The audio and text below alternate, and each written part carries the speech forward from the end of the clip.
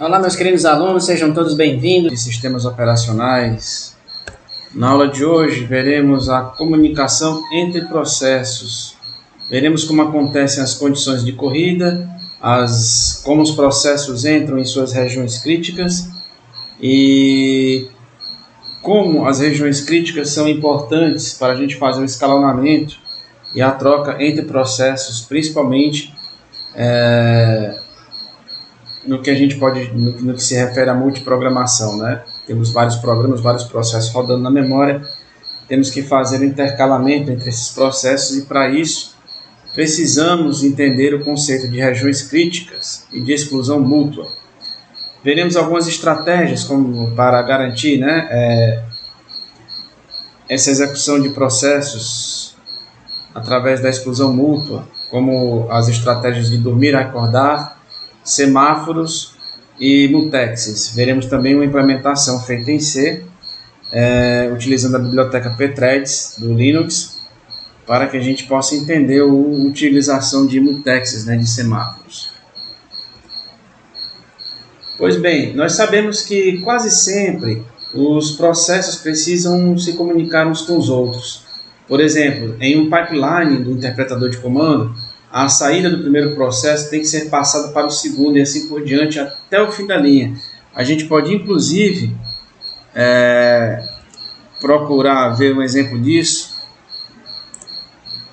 aqui no Linux.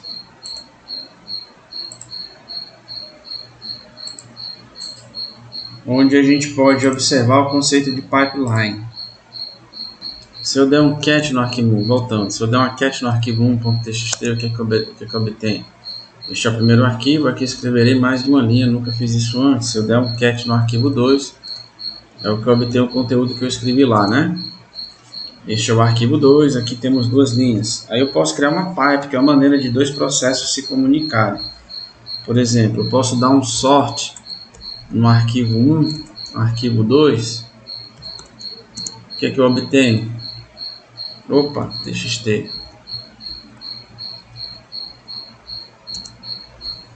Eu obtenho as duas linhas dos dois arquivos ordenadas, já que o sort faz essa ordenação nas linhas, ok? Então, como é que eu faço para fazer uma comunicação entre esses dois processos? O cat, que eu vou juntar os dois arquivos, arquivo 1 e arquivo 2.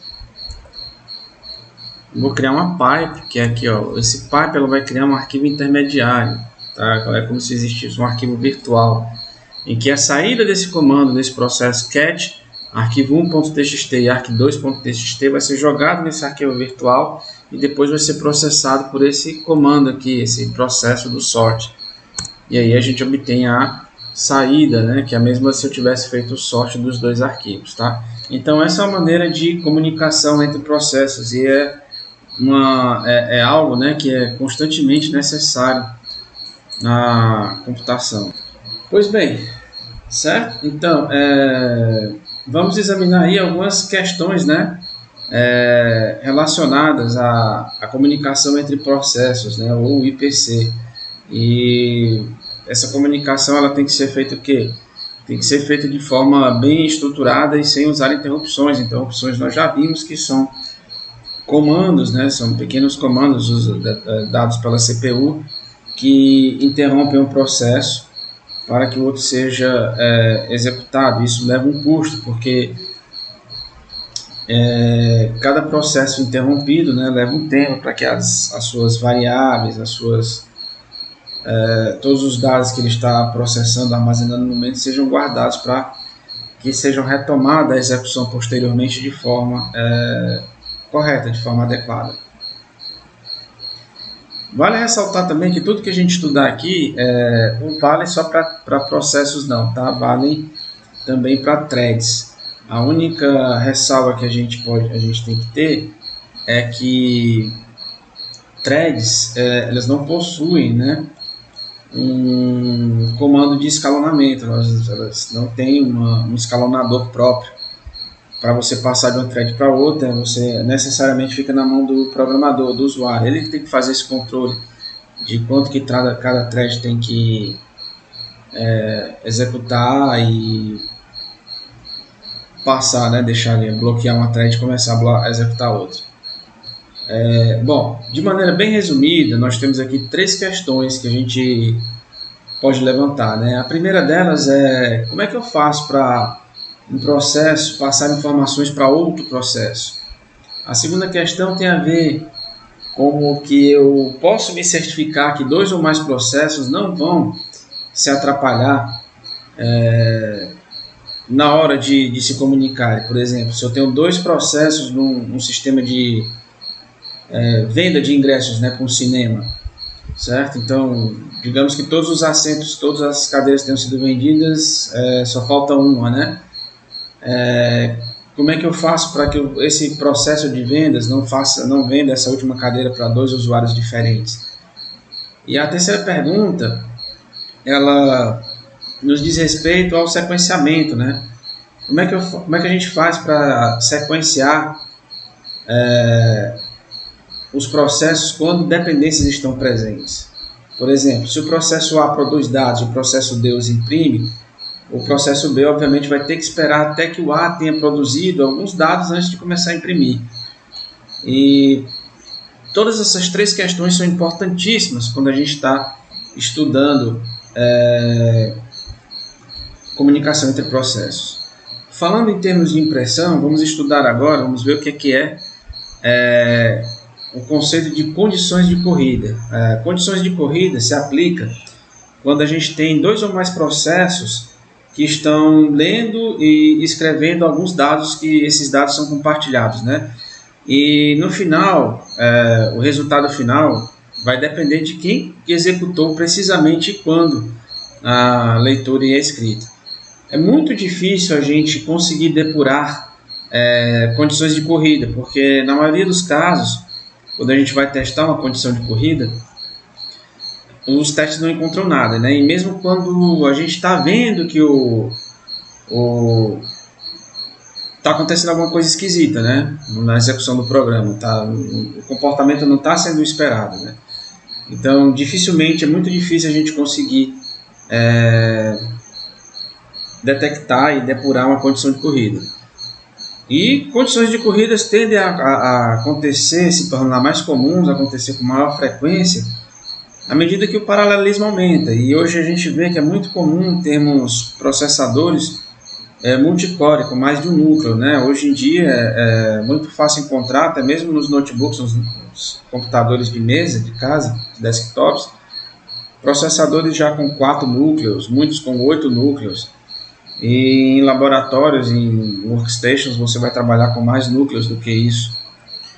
E quanto mais núcleos, quanto maior o grau de paralelismo, maior a facilidade da gente encontrar condições de corrida. E para a gente ilustrar a condição de corrida, a gente vai imaginar que os processos A e B querem imprimir. Como é que isso acontece? Como é que é esse procedimento, né? Quando um processo quer imprimir um arquivo, ele tem que entrar com o nome do arquivo num diretório especial que a gente chama de spool de impressão. É a piscina de impressão, tá? Um local onde você coloca os arquivos que tem que ser imprimidos. E aí um processozinho especial, um daemon de impressão, ele está ali frequentemente, periodicamente, lendo aquele spool, aquele diretório, e imprimindo os arquivos que estão lá.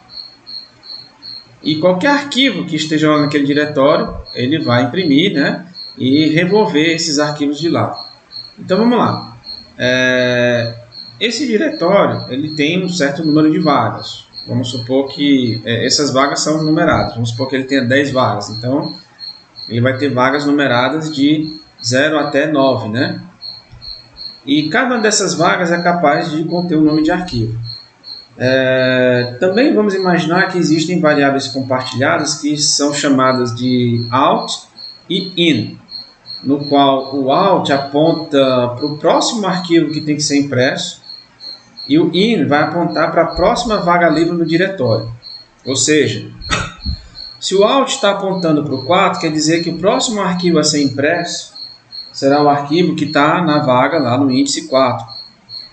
E se o in está apontando para o índice 7, significa que o próximo arquivo, que é o índice livre, né? O próximo arquivo que chegar para ser gravado naquele diretório para impressão, ele tem que ser indexado lá no índice 7, na vaga 7.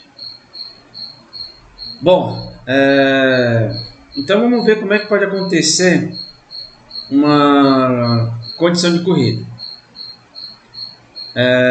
Em um determinado momento, as vagas de 0 a 3 estão vazias, né? Ou seja, todos os arquivos foram impressos, e as vagas 4 a 6 estão cheias, ou seja, existem arquivos ali nas vagas 4, 5 e 6 que precisam ser impressos, né? E de forma mais ou menos simultânea, nós temos dois processos, o A e B, que eles decidem que querem colocar um arquivo na fila de impressão. A gente vê aqui na figura exatamente essa situação. Bom, então vamos imaginar que o processo A vai ler a variável in, que é o próximo slot livre, né, onde ela pode gravar o seu arquivo, e vai guardar esse valor, que é 7. Está lá, ele leu in, o in está igual a 7, ela guardou esse valor.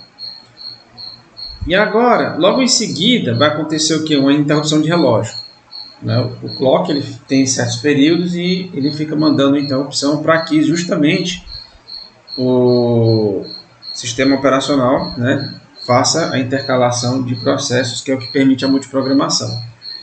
Então essa interrupção de relógio acontece e a CPU decide que o processo A vai ser interrompido, bloqueado por enquanto, e em seu lugar vai executar o processo B.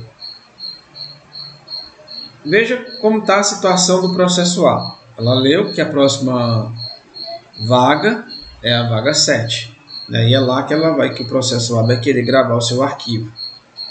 Só que antes que ele pudesse fazer qualquer coisa, ele foi trocado pelo processo B. O processo B vai receber, né? Vai ler a variável in, que é para saber onde é que ele vai gravar o arquivo dele, vai encontrar também lá o valor 7 e vai colocar nesse slot, ele vai querer colocar o seu arquivo.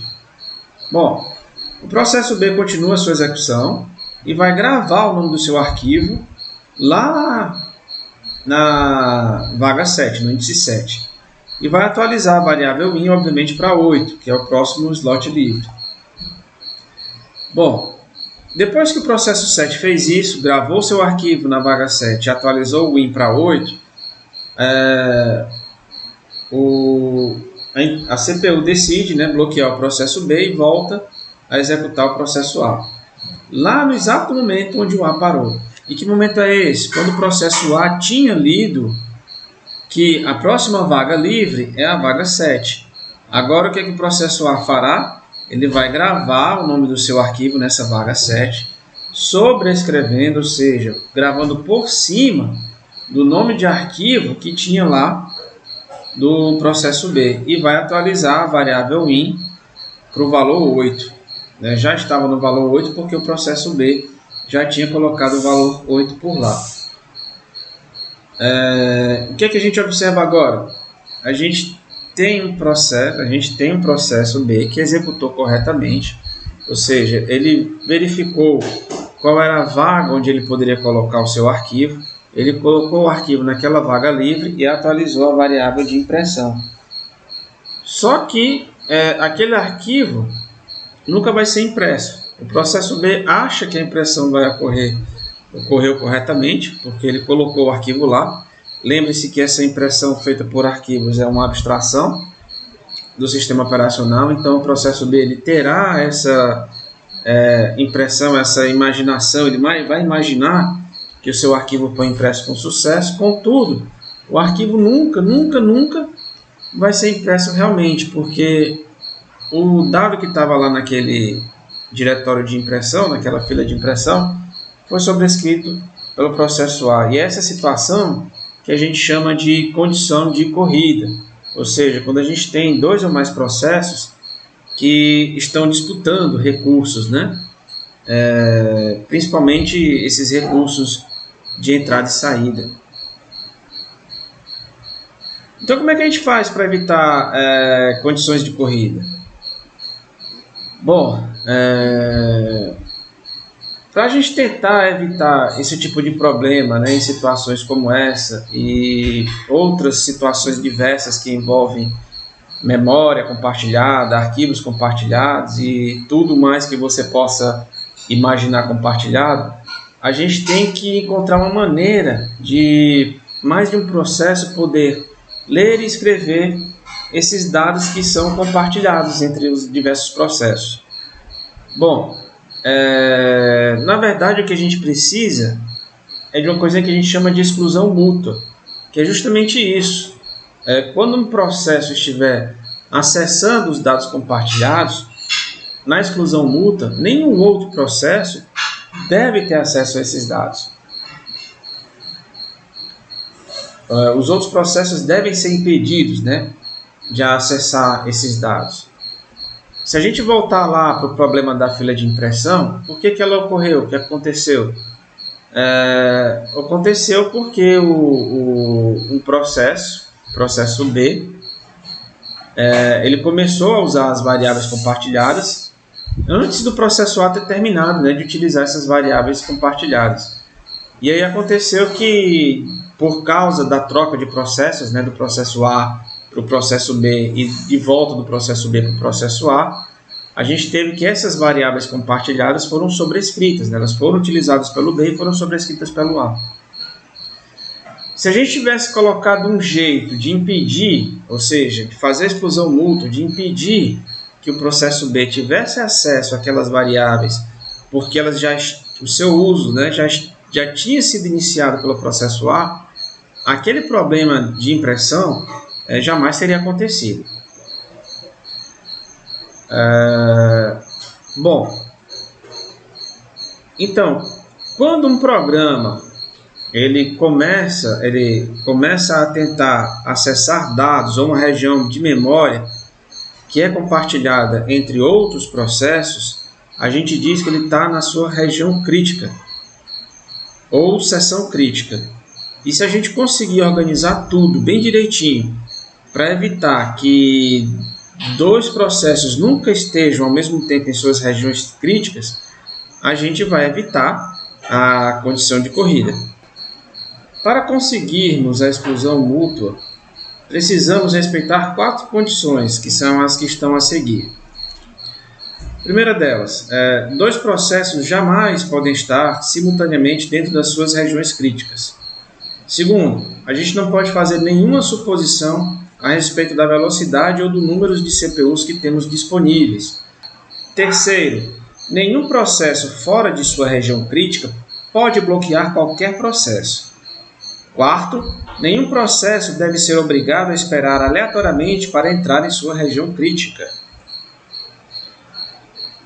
Bom, podemos observar aqui na figura 2.22 o que seria o ideal, a situação ideal.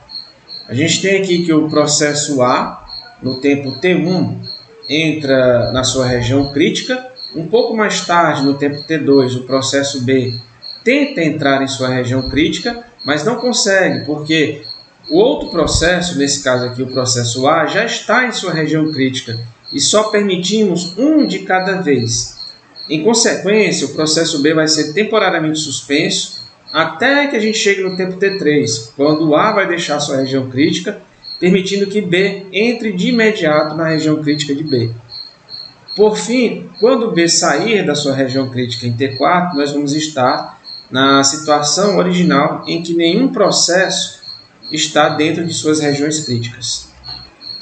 Vamos examinar agora algumas propostas para a gente realizar a exclusão mútua, de maneira que, enquanto um processo está ocupado atualizando a memória compartilhada em sua região crítica, nenhum outro processo vai também entrar na sua região crítica para causar problemas, para atrapalhar o processo que já está lá.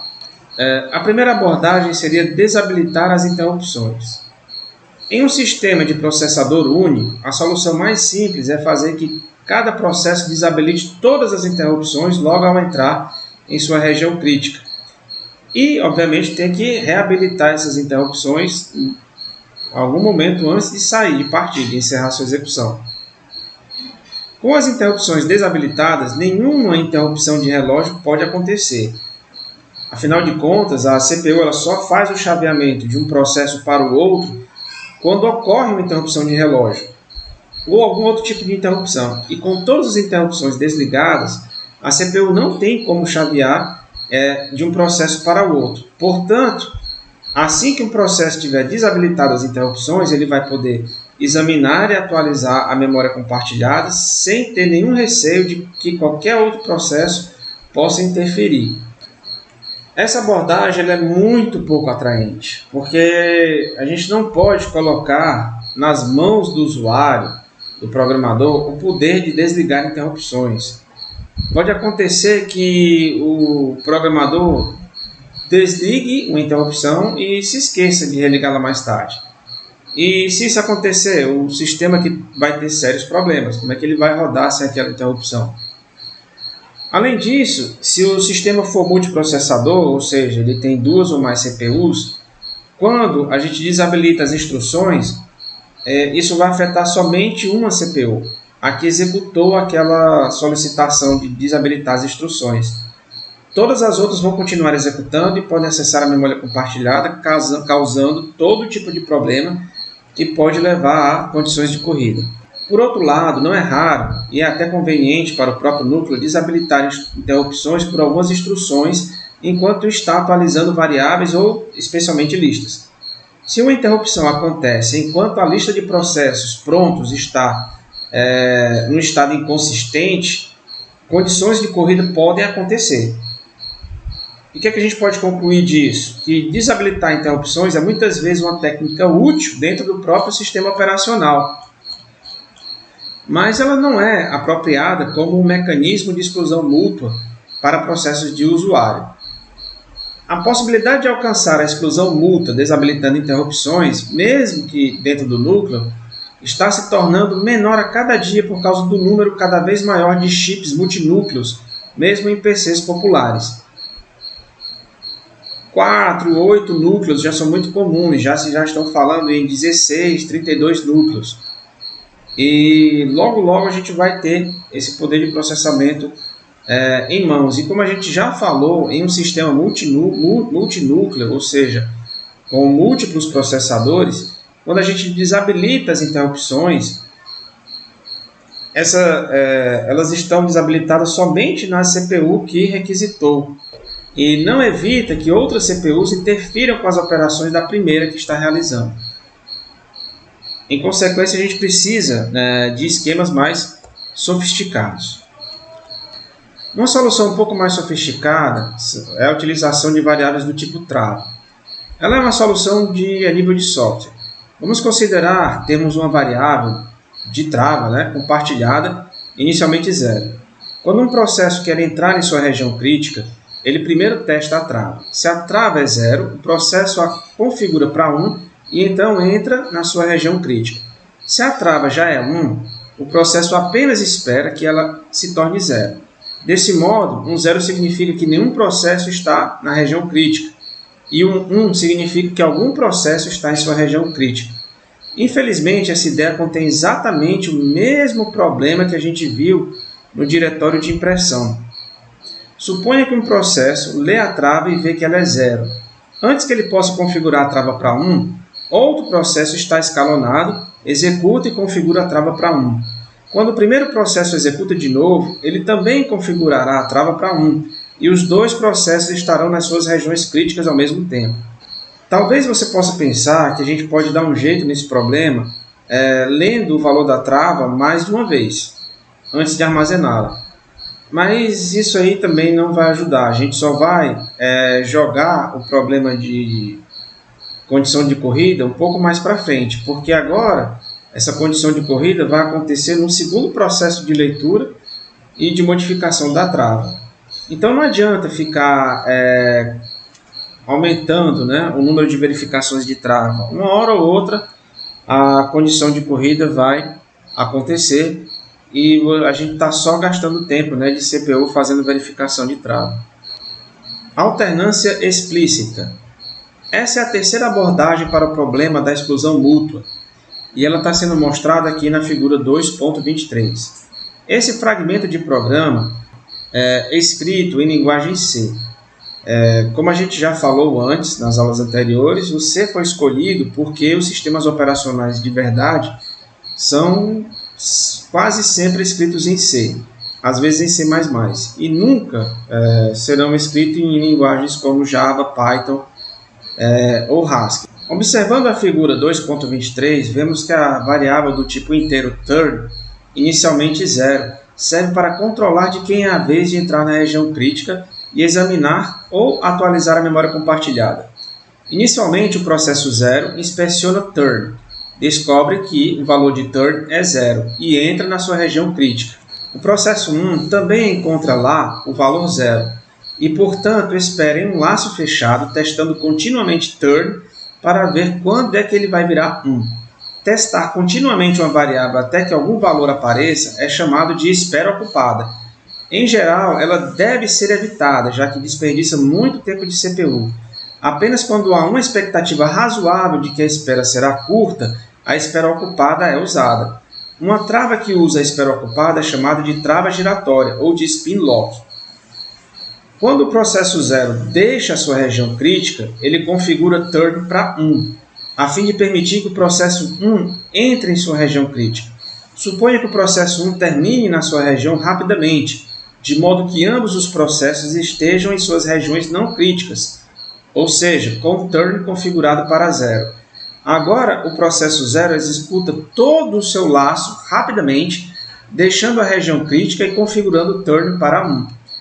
Neste ponto, turn é 1 e ambos os processos estão sendo executados em suas regiões não críticas. De repente, o processo 0 termina em sua região não crítica e volta para o topo de seu laço. Infelizmente, não lhe é permitido entrar em sua região crítica agora, porque turn é 1 e o processo 1 está configurado com sua região não crítica. Ele espera em seu laço while até que o processo 1 configure turn para 0. Ou seja, chavear a vez não é uma boa ideia quando um dos processos é muito mais lento que o outro. Essa situação viola a condição 3 estabelecida anteriormente. O processo 0 está sendo bloqueado por um processo que não está em sua região crítica. Voltando ao diretório lá de impressão, que a gente discutiu no exemplo anterior, se associarmos agora a região crítica com a leitura e escrita do diretório de impressão, o processo 0 não seria autorizado a imprimir outro arquivo porque o processo 1 estaria fazendo outra coisa. Na realidade, essa solução exige que os dois processos alternem-se estritamente na entrada em suas regiões críticas para, por exemplo, enviar seus arquivos para o spool de impressão. Apesar de evitar todas as corridas, esse algoritmo não é realmente um sério candidato como solução, porque viola a condição 3. Vemos aqui a solução de Peterson. Peterson, em 1981, descobriu uma maneira muito mais simples de realizar a exclusão mútua. O algoritmo de Peterson é mostrado aqui na figura 2.24. Esse algoritmo consiste em duas rotinas escritas em C.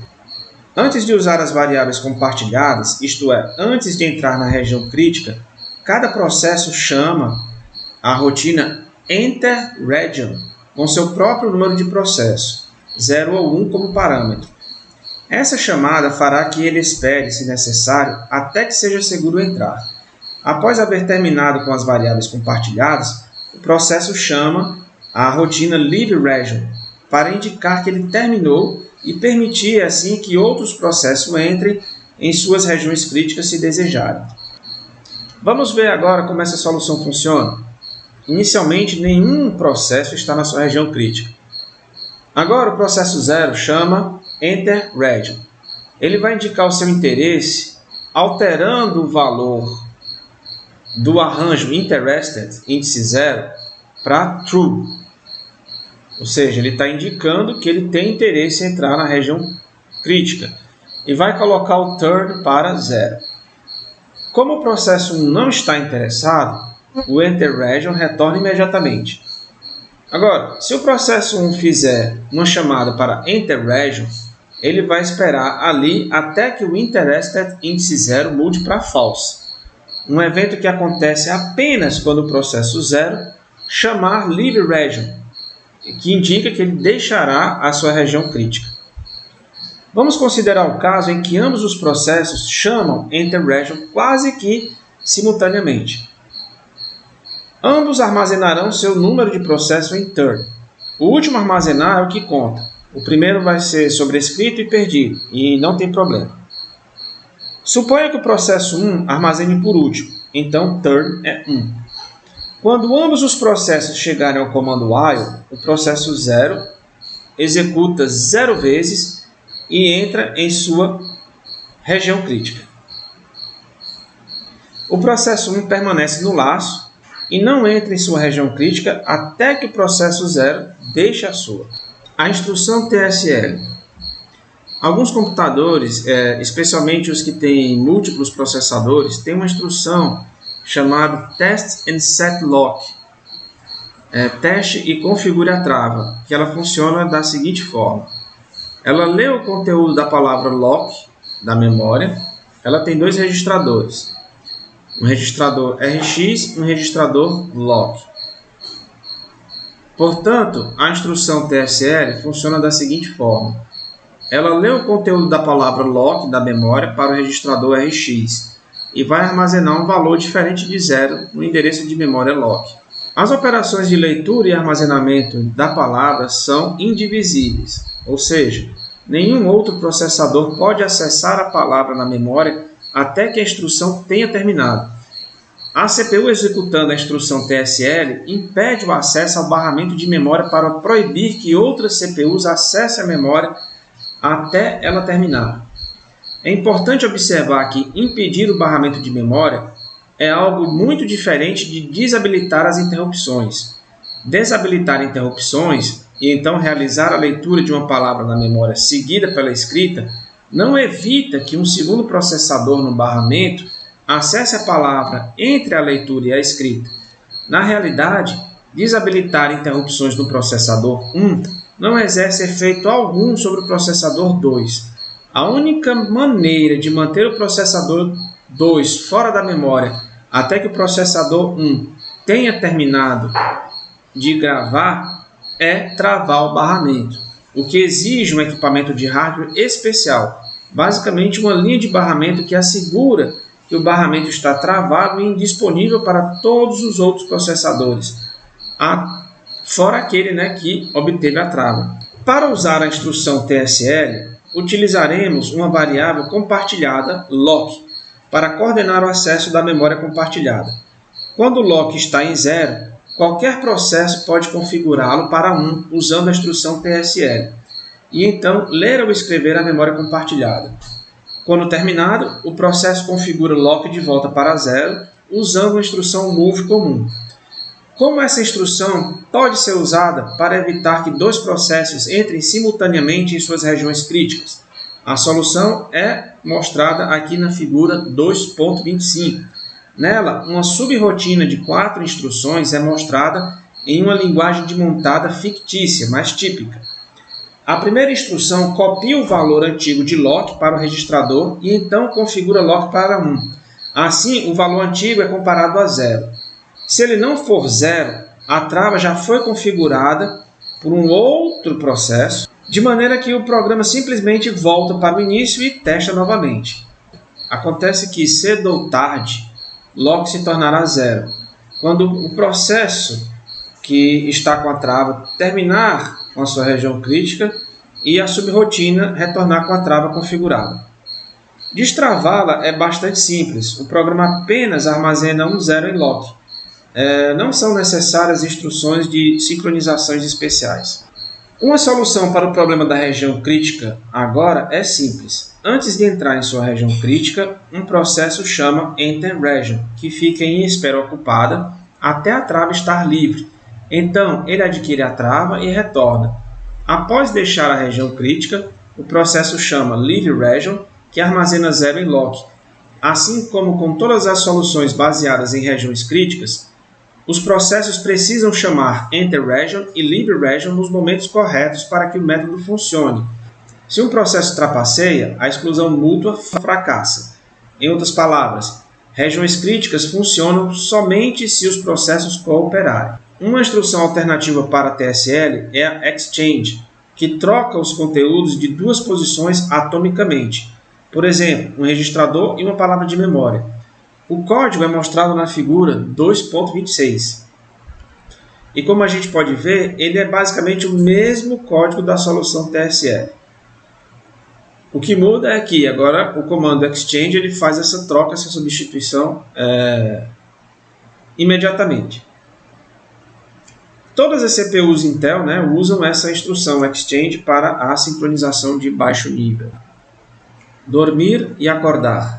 Tanto a solução de Peterson quanto as soluções que usam TSL ou exchange estão corretas, mas ambas têm um defeito de necessitar da espera ocupada.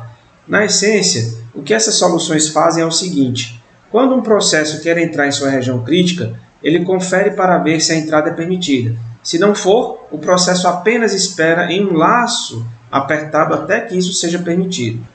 Não apenas essa abordagem desperdiça o tempo da CPU, como também pode ter efeitos inesperados. Considere um computador com dois processos, H com alta prioridade e L com baixa prioridade. As regras de escalonamento são colocadas de tal forma que H é executado sempre que ele estiver em estado pronto. Em um determinado momento, com L em sua região crítica, H torna-se pronto para executar. Por exemplo, ele completa uma operação de entrada e saída. Agora, H começa a sua espera ocupada, mas tendo em vista que L nunca é escalonado enquanto H estiver executando, L jamais recebe a chance de deixar a sua região crítica, de maneira que H segue em um laço infinito. Essa situação às vezes é referida como o problema da inversão de prioridade. Agora vamos examinar algumas primitivas de comunicação entre processos que bloqueiam em vez de desperdiçar tempo da CPU quando eles não são autorizados a entrar em suas regiões críticas. Uma das mais simples é o par sleep e wake up. Sleep é uma chamada de sistema que faz com que o processo que a chamou bloqueie, isto é, seja suspenso até que outro processo o desperte. A chamada wake up tem um parâmetro, o processo que precisa ser despertado. Alternativamente, tanto o sleep quanto o wake up, cada um tem um parâmetro, um endereço de memória usado para parear os sleeps com wake ups. O problema do produtor consumidor. Como um exemplo de como essas primitivas podem ser usadas, vamos considerar o problema do produtor consumidor, também conhecido como o problema do buffer limitado. Dois processos compartilham de um buffer de tamanho fixo comum. Um deles, o produtor, insere informações no buffer e outro, o consumidor, as retira dele. Também é possível generalizar o problema para ter N produtores e N consumidores, mas consideraremos apenas o caso de um produtor e um consumidor, porque esta hipótese simplifica as soluções.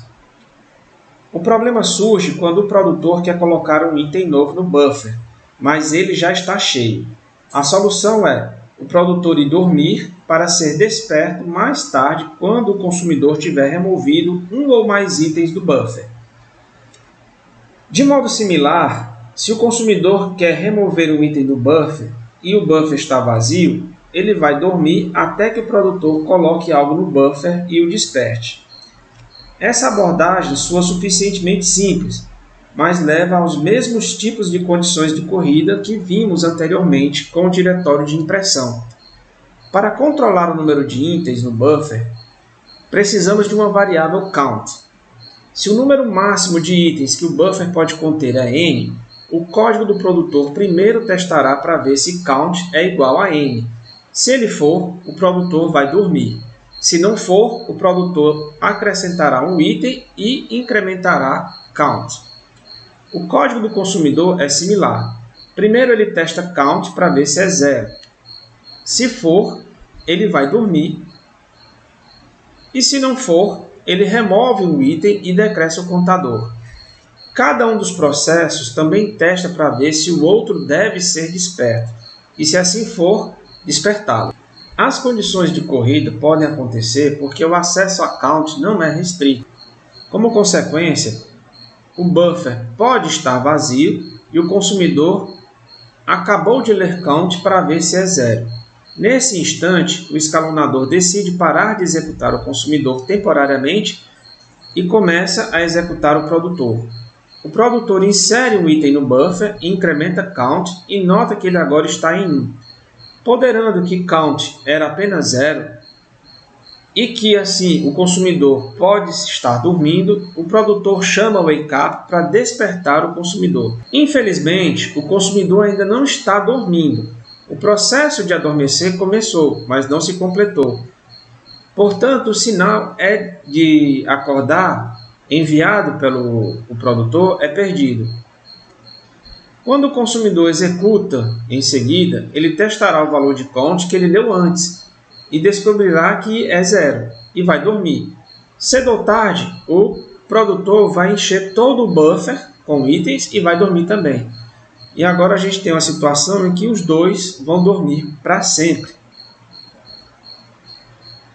A essência do problema aqui é que um chamado de despertar enviado para um processo que ainda não está dormindo é perdido. Se ele não fosse perdido, tudo funcionaria corretamente. Uma solução rápida é modificar as regras para acrescentar um bit de espera pelo sinal de acordar. Quando um sinal de acordar é enviado para um processo que ainda está acordado, esse bit é configurado. Depois, quando o processo tentar adormecer, se o bit de espera pelo sinal de acordar estiver ligado, ele continua desperto e esse bit será desligado. O bit de espera pelo sinal de acordar é como se fosse um contador que vai armazenar, sinais de despertar. O consumidor, toda vida que entra no laço de interação, ele limpa o bit de espera de sinal. Um bit de espera de sinal ele é suficiente quando a gente está trabalhando com dois processos. É fácil a gente estender para 3 ou mais processos, acrescentando mais bits de espera. Em 1965, Dijkstra sugeriu usar uma variável inteira para contar o número de sinais de acordar salvos para uso futuro. Em sua proposta, um novo tipo de variável, que ele chamou de semáforo, foi introduzido. Um semáforo podia ter o valor 0, indicando que nenhum sinal de acordar fora salvo, ou algum outro valor positivo se um ou mais sinais de acordar estiverem pendentes. Dijkstra propôs ter 2 operações nos semáforos, chamadas de down e up, que são generalizações de sleep e wake up. A operação de down em um semáforo confere para ver se o valor é maior do que 0. Se for, o valor é decrementado e isso gasta um sinal de acordar armazenado. A operação down em um semáforo confere para ver se o valor é maior do que 0. Se for, ele é decrementado, isso é, gasta um sinal de acordar armazenado e continua. Se o valor for 0, o processo é colocado para dormir sem completar o down no momento. Conferir o valor, modificá-lo e possivelmente dormir são feitos como uma única operação atômica, indivisível. Ou seja, é garantido que uma vez que a operação de semáforo tenha começado, nenhum outro processo pode acessar o semáforo até que a operação tenha sido concluída ou bloqueada. Essa atomicidade é absolutamente essencial para solucionar problemas de sincronização e evitar condições de corrida. A operação up incrementa o valor de um determinado semáforo. Se um ou mais processos estiverem dormindo naquele semáforo, incapazes de completar suas operações de down anterior, um deles é escolhido, talvez aleatoriamente, pelo sistema e é acordado, sendo assim autorizado a completar seu down. Desse modo, após um up com processos dormindo em um semáforo, ele ainda estará em 0, mas haverá menos processos dormindo nele. A operação de incrementar o semáforo e despertar um processo também é indivisível. Nenhum processo é bloqueado realizando um up, assim como nenhum processo é bloqueado realizando um wake up no modelo anterior. Semáforos solucionam o problema do sinal de acordar perdido, como a gente pode ver aqui na figura 2.28. Para fazê-los funcionar corretamente, é essencial que eles sejam implementados de uma maneira indivisível. A maneira normal é implementar up e down como chamadas de sistema, com o sistema operacional desabilitando brevemente todas as interrupções enquanto ele estiver testando o semáforo, atualizando e colocando o processo para dormir se necessário. Como todas essas ações exigem apenas algumas instruções, nenhum dano resulta ao desabilitar as interrupções. Se múltiplas CPUs estiverem sendo utilizadas, Cada semáforo deve ser protegido por uma variável de trava, como instruções TSL ou Exchange, usadas para certificar-se que apenas uma CPU de cada vez examina o semáforo. A operação de semáforo levará apenas alguns microsegundos, enquanto o produtor ou consumidor podem levar tempos arbitrariamente longos. Essa solução usa 3 semáforos, um chamado Full para contar o número de vagas que estão cheias, outro chamado Empty para contar o número de vagas que estão vazias e mais um chamado Mutex para se certificar de que o produtor e o consumidor não acessem o buffer ao mesmo tempo. Inicialmente, Full é igual a 0, Empty é igual ao número de vagas do buffer e Mutex é 1. Semáforos que são inicializados para um e usados por 2 ou mais processos para assegurar que apenas um deles consiga entrar em sua região crítica de cada vez são chamados de semáforos binários. Se cada processo realiza um down pouco antes de entrar em sua região crítica e um up logo depois de deixá-la, a exclusão mútua é garantida. Agora que temos uma boa primitiva de comunicação entre processos à disposição, vamos voltar e examinar a sequência de interrupção da figura 2.5. Em um sistema usando semáforos, a maneira natural de esconder interrupções é ter um semáforo inicialmente configurado para 0, associado com cada dispositivo de entrada e saída. Logo após iniciar um dispositivo de entrada e saída, o processo de gerenciamento realiza um down no semáforo associado, desse modo bloqueando imediatamente. Quando a interrupção chega, o tratamento de interrupção então realiza um up nesse modelo, o que deixa o processo relevante pronto para executar de novo. Nesse modelo, o passo 5 da figura 2.5 consiste em realizar um up no semáforo do dispositivo. Assim, no passo 6, o escalonador é capaz de executar o gerenciador do dispositivo. É claro que se vários processos estão agora prontos, o escalonador pode escolher executar o processo mais importante ainda em seguida. No exemplo da figura 2.28, na realidade, usamos semáforos de 2 maneiras diferentes. Essa diferença é importante o suficiente para ser destacada. O semáforo Mutex é usado para a exclusão mútua.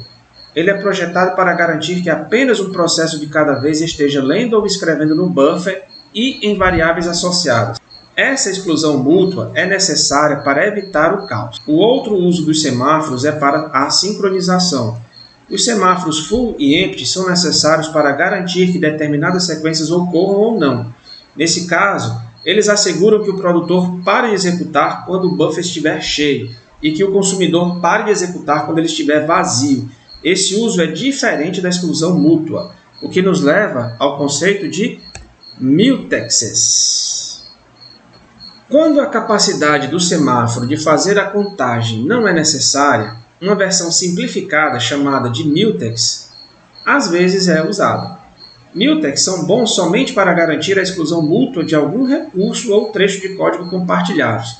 Eles são fáceis e eficientes de implementar, o que os torna especialmente úteis em pacotes de threads que são implementadas inteiramente no espaço do usuário. Um mutex é uma variável binária compartilhada que pode estar em um de 2 estados, travado ou destravado. Em consequência, a gente pode utilizar apenas um bit para representá-lo, utilizando 0 como destravado e qualquer outro valor significando travado. 2 rotinas são utilizadas com mutexes. Quando um thread ou processo precisa de acesso a uma região crítica, ele chama mutex lock. Se o mutex estiver destravado naquele momento, significando que a região crítica está disponível, a chamada seguirá e o thread que chamou estará livre para entrar na região crítica. Por outro lado, se o mutex já estiver travado, o thread que chamou será bloqueado até que a thread na região crítica tenha concluído e chame mutex unlock. Se múltiplos threads estiverem bloqueando no mutex, um deles será escolhido ao acaso e liberado para adquirir a trava. Como mutex são muito simples, eles podem ser facilmente implementados no espaço de usuário, desde que uma instrução TSL ou Exchange esteja disponível. Fewtexes. Com um paralelismo cada vez maior, a sincronização eficiente e o travamento são muito importantes para o desempenho. Travas giratórias são rápidas se a espera for curta, mas desperdiçam ciclos de CPU se não for o caso. Se houver muita contenção, é mais eficiente bloquear o processo e deixar o núcleo desbloqueá-lo apenas quando a trava estiver liberada. Infelizmente, isso tem um problema inverso. Funciona bem sobre a contenção pesada, mas trocar continuamente para o núcleo fica caro se houver pouca contenção. Para piorar a situação, talvez não seja fácil prever o montante de contenção pela trava. Uma solução interessante que tenta combinar o melhor dos dois mundos é conhecida como FullText, ou Fast User Space Mutex, traduzindo, mutex rápido de espaço de usuário. Um FullText é uma inovação do Linux que implementa travamento básico, de maneira muito semelhante com o mutex, mas evita adentrar no núcleo, a não ser que ele tenha realmente de fazê-lo. Tendo em vista que o chaveamento para o núcleo e voltar é algo bastante caro, fazer isso melhora o desempenho consideravelmente. Um FullText consiste de duas partes, um serviço de núcleo e uma biblioteca de usuário. O serviço de núcleo fornece uma fila de espera, que permite que múltiplos processos esperem em uma trava. Eles não executarão a não ser que o núcleo explicitamente os desbloqueie. Para um processo ser desbloqueado na fila de espera, é necessária uma chamada de sistema. Essa chamada de sistema é cara e deve ser evitada. Na ausência de contenção, portanto, o FullText funciona completamente no espaço do usuário. Especificamente, os processos compartilham uma variável de trava comum. Suponha que a trava seja de início 1, que consideraremos que signifique a trava estar livre. Uma thread pega a trava realizando um decremento e teste atômico. Em seguida, o thread inspeciona o resultado para ver se a trava está ou não liberada. Se ela não estiver no estado travado, tudo vai ficar bem e o nosso thread foi bem sucedido em pegar a trava. No entanto, se ela estiver nas mãos de outro thread, o nosso tem de esperar. Nesse caso, a biblioteca FullText não utiliza a trava giratória, mas usa uma chamada de sistema para colocar o thread na fila de espera no núcleo. Esperamos que o custo da troca para o núcleo seja agora justificado, porque o thread foi bloqueado de qualquer maneira.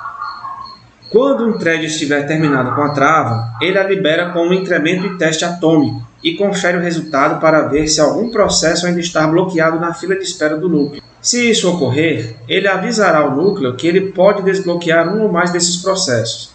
Se não houver contenção, o núcleo não estará envolvido de maneira alguma. Veremos agora um código utilizando mutex em pthreads.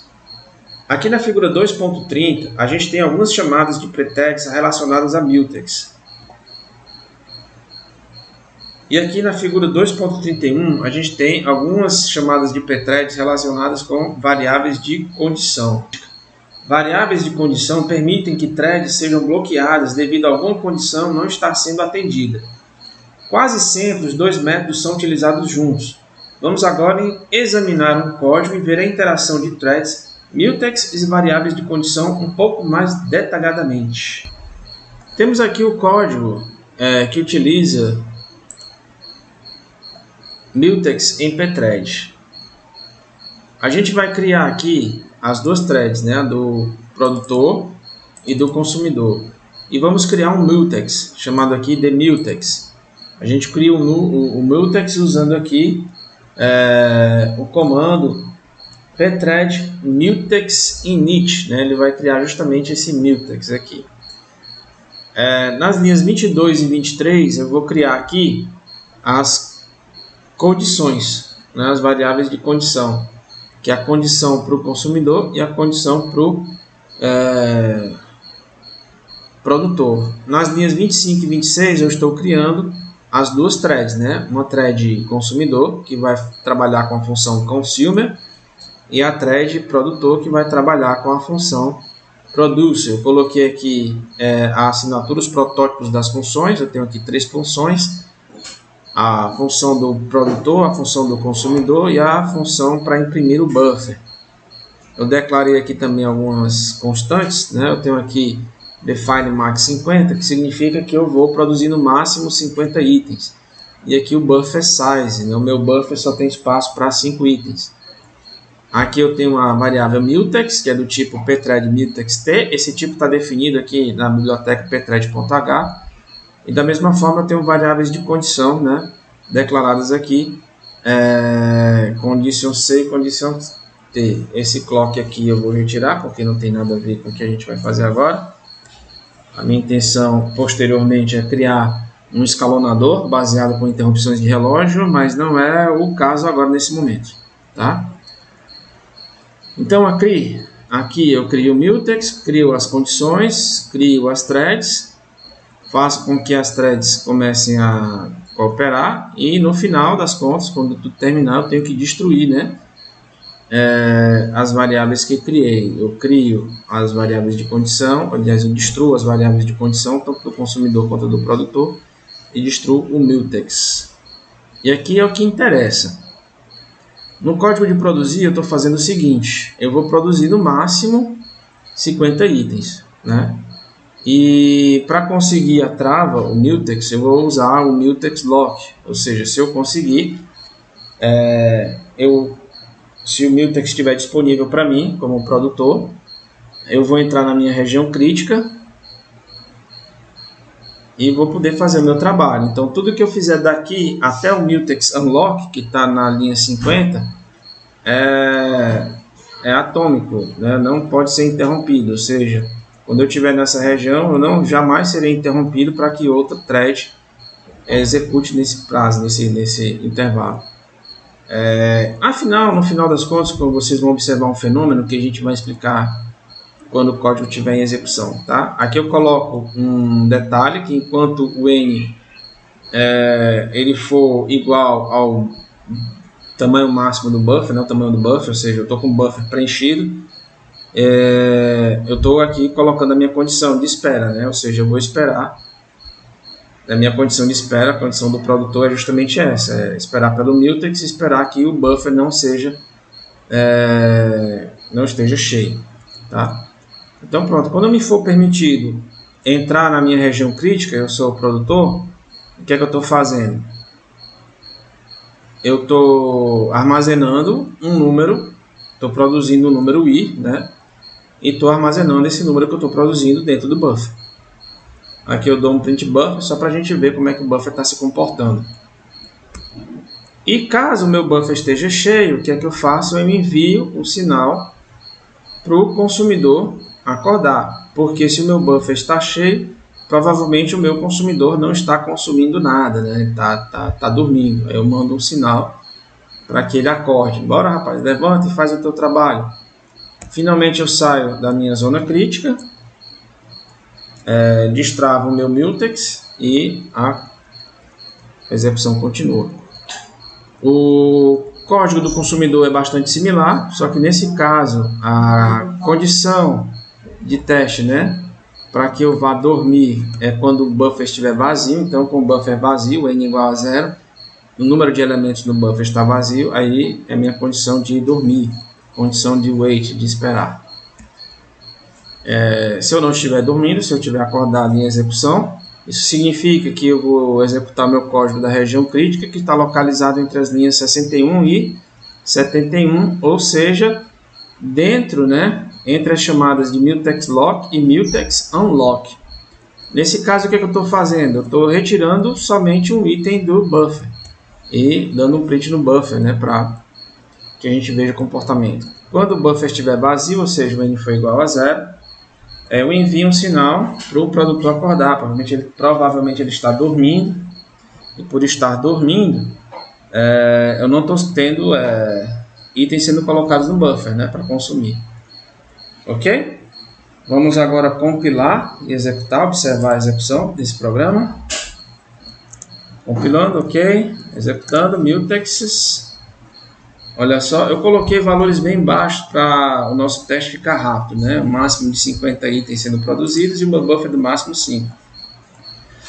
Vamos ver lá do começo. Vou fazer o seguinte, eu vou tacar aqui Enter, é mais fácil de ver. Pronto, olha só.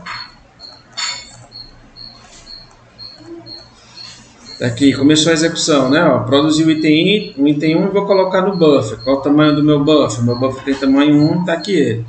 Coloco 2 no buffer, coloco 3 no buffer, coloco 4 no buffer, né? Só que acontece o seguinte, ó, quando eu coloco 5 no buffer, eu vou tentar colocar o 6 e não tenho mais espaço no buffer. E agora o meu produtor dormirá e vai acordar o consumidor, que vai começar a consumir o buffer, né? Ele retira o 5 do buffer, retira o 4 do buffer, vai retirar o 3, vai retirar o 2, até que o buffer esteja vazio. E aí, com o buffer vazio, o consumidor vai dormir e chama o produtor. E aí você observa que a gente tem essas ondinhas, né? Sempre com múltiplos de 5, né? Eu empilhei 5 números, consumi os 5, empilhei até o 10, consumi o 10, empilhei até o 15, consumi, empilhei até o 20, consumi, empilhei até o 25, consumi, empilhei até o 30, consumi, até o 35, consumi, até o 40, consumi, até o 45, consumi, até o 50 e consumi. Pronto, acabou a minha execução porque eu não tenho mais nada que produzir. E acabou o meu programa. Ok? O que a gente pode falar desse programa, dessa execução? Bom, eu tenho duas threads. Eu deveria ter um paralelismo aí. Mas o que a gente observa é que esse paralelismo não existe. Eu tenho sempre o consumidor executando na sequência do produtor.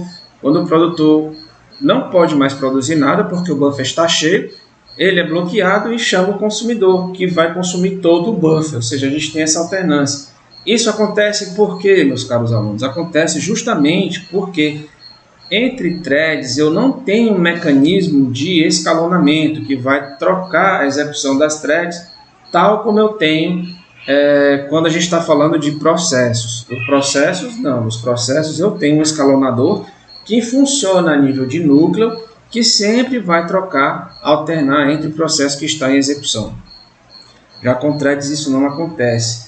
Com threads, isso fica a cargo do usuário, ou seja, o próprio programador fica responsável por construir um mecanismo de escalonamento que vai trocar entre uma thread ou outra. Então, se a gente conseguir programar aqui nesse código um escalonador que, devido a que pode ser estimulado pelos clocks, né? Ou seja, vai dar alguns milissegundos para cada thread e for fazer esse escalonamento entre as threads devido a algum ciclo, né, de clocks, a gente vai observar um paralelismo maior na qual eu vou ter sempre números sendo produzidos e itens sendo consumidos, e o buffer talvez não vai ficar cheio ou vazio com tanta frequência. A gente vai ter uma alternância, né, de execução maior. Mas isso é um assunto quando a gente for falar de escalonamento, tá bom?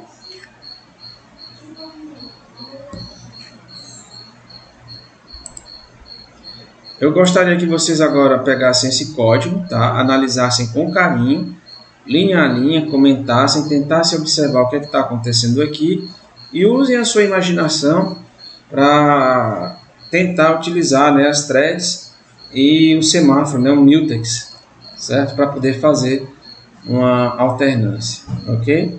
Façam isso, elaborem seus programas, usem sua imaginação e mandem o seu vídeo com explicação para mim, para que eu possa compartilhar com os outros alunos.